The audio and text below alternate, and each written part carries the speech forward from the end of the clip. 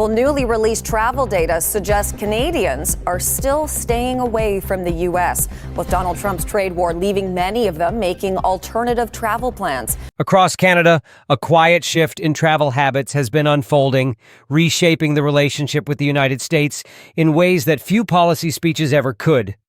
Month after month, the data from national statisticians shows fewer Canadians returning from trips south of the border, especially by car and by air. Canadians are not visiting the United States as often as they used to. So this latest report from Statistics Canada released this morning says that the number of return trips among Canadians traveling to the U.S. in October dropped by nearly 24% for air travel and then more than 30% for land travel. That's compared to the same time last year. And we've really been seeing this decline since early this year.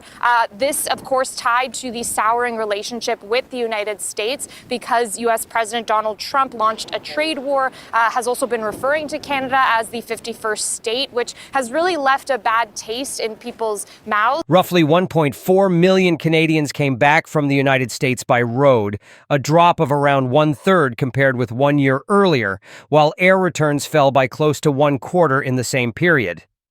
Those are not small seasonal swings. They are part of a pattern that has continued for many consecutive months, with each new release confirming that cross-border travel is still moving downward. Analysts point out that this is not simply about people traveling less overall.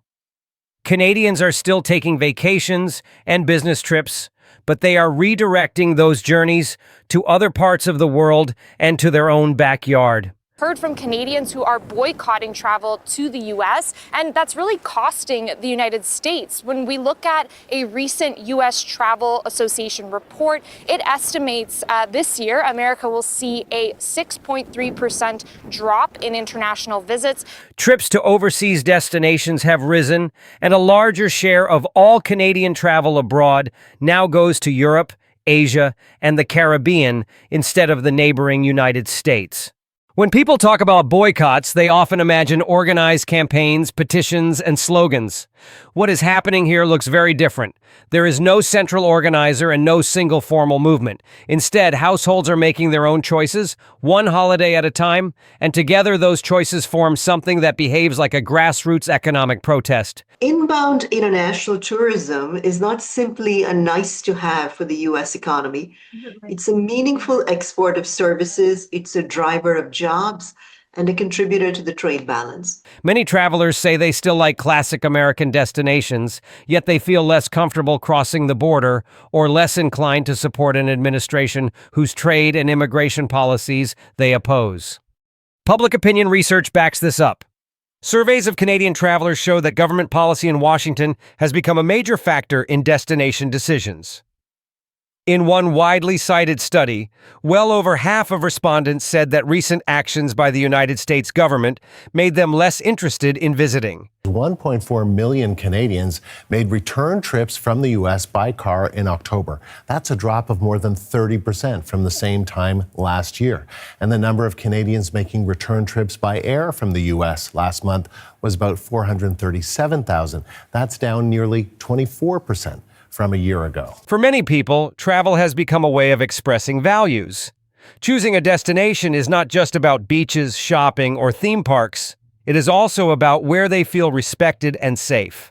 The roots of this shift go back to trade tensions when new tariffs were introduced on Canadian steel, aluminum, and other products under an expanded national security justification. The reaction north of the border was emotional as well as economic. Canadian manufacturers worried about jobs, but ordinary travelers also felt targeted. Later remarks about Canada as a kind of unofficial extra state stirred further resentment. News reports and commentary framed these moves as an affront to Canadian sovereignty, reinforcing a sense that loyalty to domestic industries and destinations had become a matter of national pride. Certainly something that, any of the travel agencies that really focus in on southern destinations within the US are seeing a huge decline. We are seeing lots of people that are now wanting to take their families to Caribbean cruises, perhaps going to all-inclusive resorts in the Caribbean, to Mexico. And a lot of those places do have quite a lot to offer. At the same time, the currency story has made United States trips less appealing. The Canadian dollar has often traded at a noticeable discount to the United States dollar, meaning every restaurant bill, hotel stay, and outlet mall purchase costs more once converted. Analysts note that when the exchange rate moves against Canadians, cross-border shopping and weekend trips are usually among the first expenses to be cut. In recent years, that financial pressure has combined with political discomfort, creating a powerful double push away from United States vacations and toward domestic or overseas alternatives. On the other side of the border, tourism and travel organizations have watched the numbers with growing concern. The United States Travel Association now projects that inbound international visits overall will decline by more than 6% in a single year, the first drop since the early pandemic recovery.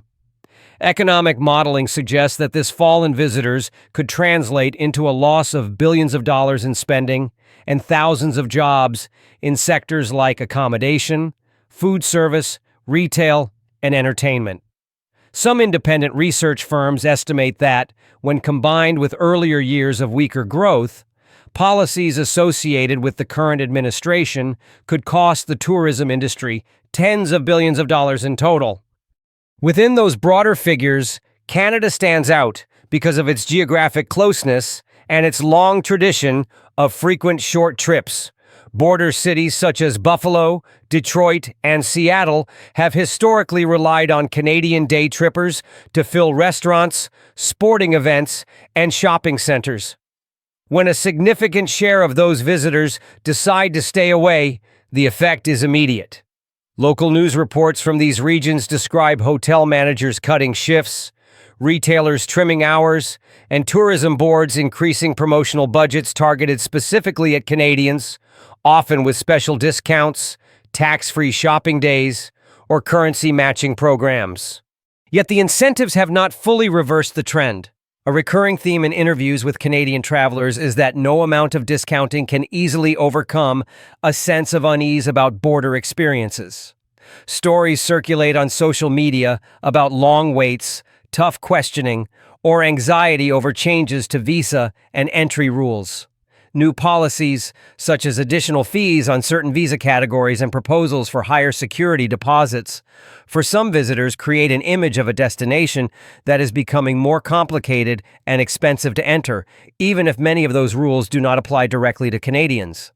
Inside Canada, political leaders have tried to harness this moment in ways that support domestic growth without escalating tensions.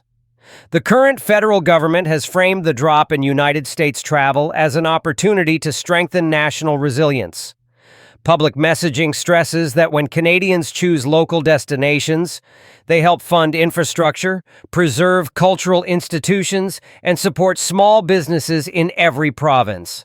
Programs that promote domestic tourism, regional festivals, and cross-country rail or air travel are presented not only as leisure initiatives, but as pillars of an economic strategy that reduces dependence on any single foreign market.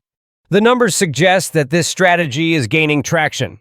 Statistical releases show that while Canadian travel to the United States has fallen sharply, trips within Canada and to non-United States destinations have remained far more stable and in some cases have grown. In one recent month, travel abroad overall dropped by almost 1/5 compared with a year earlier, but travel to overseas destinations actually increased by nearly 9%, meaning that the entire decline came from reduced visits to the United States. This kind of divergence is rare and highlights how targeted the shift has become. For domestic tourism operators, this wave of redirected demand has brought both relief and responsibility. Coastal communities in British Columbia, ski resorts in the Rockies, and historic districts in Quebec have reported stronger bookings from Canadian guests who might previously have spent those vacation dollars in Florida, California, or Nevada. Airlines are adding more capacity on transcontinental routes and expanding seasonal services to popular Canadian beach, lake, and mountain towns. But with greater visitor numbers comes pressure to invest in sustainability, accessibility, and workforce development to ensure that the boom does not overwhelm local communities.